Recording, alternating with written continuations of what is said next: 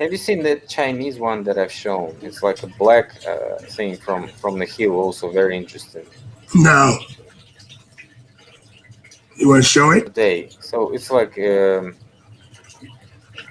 whatever we were talking about. We had like at least three topics covered today: I know. corruption, uh, NASA, Yes, NASA fraud, lies. yeah, NASA lies, and this mud thing. But what do you think about the idea of so-called liquefaction? I think it's all. I think it all can happen at one time. I think everything. I think everything can happen. You got a little bit of liquefaction going on. You got a mud flood. You got everything because you got to think about it. Vibrations had to move this earth. Some type of vibrations had to move this earth. So if you got vibrations, you're gonna have some places where you're gonna have a big mud flood. Other places are gonna have liquefaction. That could explain why buildings are wrecked or were destroyed, and some stayed and didn't move, and some didn't. Probably shook a little bit, but some buildings didn't fall. Or maybe there were some places that shook harder than others. But some type of vibration happened where this thing is moving. Yeah. Vibration or a breakthrough like a volcano? Why not? So it's like, under pressure, mud is coming out from underground, flowing outside. Right. Why not? So, Right. I mean, let me screen share also. Okay. I found all this thing like not very long ago, like yesterday, I think. I posted it in my Instagram. Can you see it? Okay. Yes. Clay has the most effective protective properties against the spread of radionuclides. There are two reasons for this. First, the clay itself slows down the migration of radiation, so it's like slowing down the radiation. Clay well absorbs radionuclides and poorly desorbs. Secondly, the clay is weak conductive element, so the groundwater, which is close to that buried under the ground, will penetrate little through such a clay castle.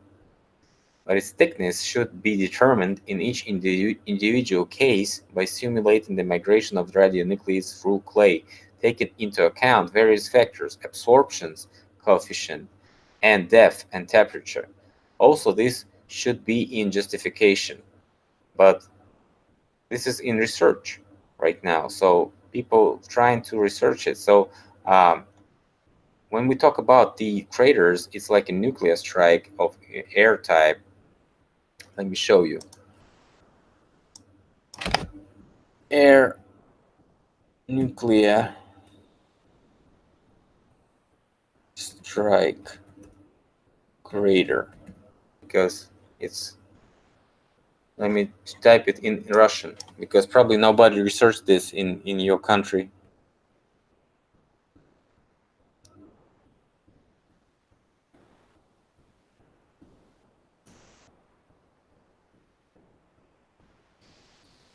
This is an air explosion. Here, here, and here's the crater.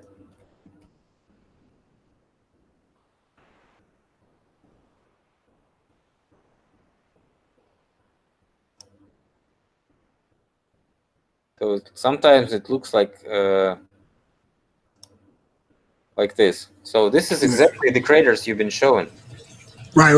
I'm not buying the nuclear weapons, but I am buying that they have where they can make bombs where that can make that type of It's called nuke. I'm not buying the nuclear yeah, technology yeah, yeah, yeah, and, yeah, and yeah, the yeah. weaponry right now, but Right. I'm I know you buying, say I'm buying the craters, right? So yes. it's just showing us the same craters each and every time, but calling it like this is asteroid crater, and this is, you know, the nuclear airstrike crater. Gotcha. So it's just the same crater, okay? And if you had this book about types of craters, which is nuclear air strike, nuclear ground strike, nuclear Right, underground strike, and you see the difference of the craters. So right, they different each and every strike has different crater. Underground one has like a sinkhole uh, type of crater. Ground one is the deepest one, and the air strike one is the less deepest one, and it looks exactly like this. right. Well, what Like about those big ass titans? What about those big ass titans where they was so, not let me finish this thing with the mud. So if the clay is having the properties against the spread of radionuclides and it's like slowing them down, why wouldn't they use clay and mud to cover up their crimes in destroying the towns and cities of Tartaria, Africa, and American Indians and stuff like this, right, India, China, Japan, and all the different countries that we have? Everything is covered with the mud on the top. Why? Because they right, wanted to absorb the radiation after the fallout, right? Because they destroyed all those guys. They probably had a war or something before that. And after this war, they're using these mud floods to cover up the radiation or something. I don't know. What do you think? interesting. That's interesting, theory. We Because know that this mud came from somewhere. I don't know where it is. I mean, if they using it on purpose, if it's not like natural disaster, if we talk about an intentional act, we have to Right. explain why would they use a mud flood in each and every town. I think they're using it for covering up the story, so the people that Mm, come there to this town after the fallout would be able to live there because most of the radiation is absorbed by the sand and mud and clay. interesting. So it would be a lot faster for them to occupy the town. There's no trees nowhere, Philip. All these trees are just 200, 300 years old, the most. Look at All, this. all these mud flood photos we see no trees. Because if the mud Yeah, flood comes, how can you see no trees, right? right, How right, can you destroy each and every tree? Only with the strikes, right, right? Look, this is my office. They covering up with the slurry wall the bricks which are buried into this hill. yeah, who that? We have this shit everywhere in Moscow. All those covered shit underground. Who that? From the ancient past, man. From the So ancient past. it's like right near my office. Look at that. I know. I have it right. I have it all around me. I live in a mud flood city, and all the cities around me are mud flooders.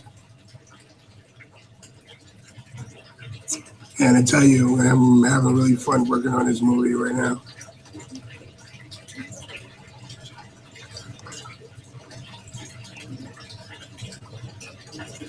And these are the guys who had the war with us, probably, because they had all these snakes and shit in their symbolism. Man, who knows, man? I mean, who knows, man? I don't know what's going on. Look at this I, document that I found. It's like, yeah, sort of.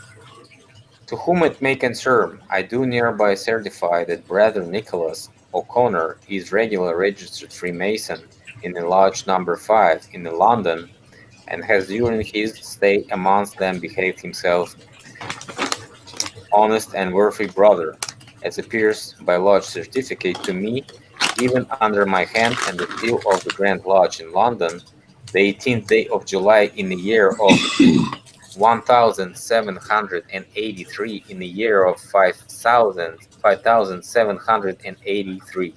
So they have like two dating lines, 1700 and 5700 at the same time. Wow. And this is like 1800 document, Masonic document. Right. So, they lied to us about these calendar stuff. Well, Look at 1007 and 5000. 1007, it's like four. that gives you an 8, and 5007 gives you a 12. So the 1 and the 5 gives you 6. I mean, you got to look at it all in numerology. If you're talking about Mason shit, you got and they using numbers. You got to look at all that shit. It's all symbology. I mean, this is like 5703, and this is 17, and this is just the same date line. It's like a letter. Well, that looks like an I or a J. That doesn't look like a 1 in front of the 7. It's small, so it looks like the I in the year of. So because it's 703. Yeah, that 1 is a small 1. That's the I we're talking about in the year of. It's probably a J too, if you look real closely. I don't know. No, it doesn't look like a J, at least. Oh, so it could be an I then. It's definitely not a 1.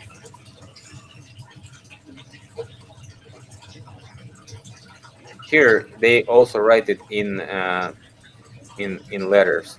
1700 and 5700. So it's and 80. and something. in the year of 5700. So it's like definitely it's not I. So this is like real shit, and we have to research it. We are not like Also, this is near my office. Look at this building. It's 1940. It's like not that long ago. Look at the building. It's a typical colonial style, Tartarian style, Yep. right? Yep. And what do we have right now? This is what was found in the basement of this building. After destroying this building, they ruined this building, and they found this 1600 underneath. And it's called English Yard. Let me show you how it looks. Like here.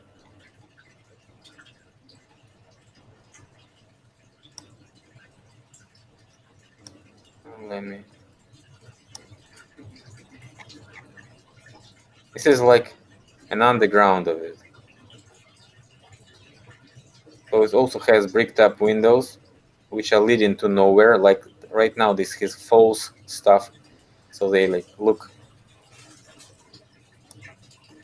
like a window, but really it's not a window at all. This is how it looks from the bottom. So one part of it is buried and it's closer to the street. You can see only roof, and one part is excavated and you can see the walls and stuff like this. Wow. This is how it looks from the bottom. And this is from the street. It's where I've been just showing you the picture. Okay. Can you see it? Yes. This is from the street. Wow. So it's like, just imagine how big was the mud flood. So wow. And they found it underneath the 1900th century building after demolishing it.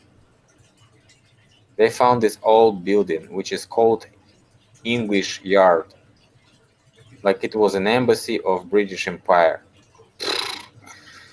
Wow. And this is underneath. Look, it's like how many? Like at least 8 meters deep. It's like 30 feet. Wow. A lot of mud over there in St. Petersburg, man. Russia. A lot of mud. Yeah. So I think we should just, Yeah, go collect on and go. researching and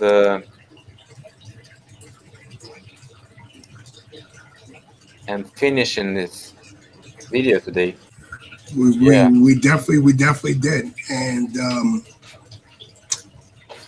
I enjoyed it. I enjoyed that talk. We got to continue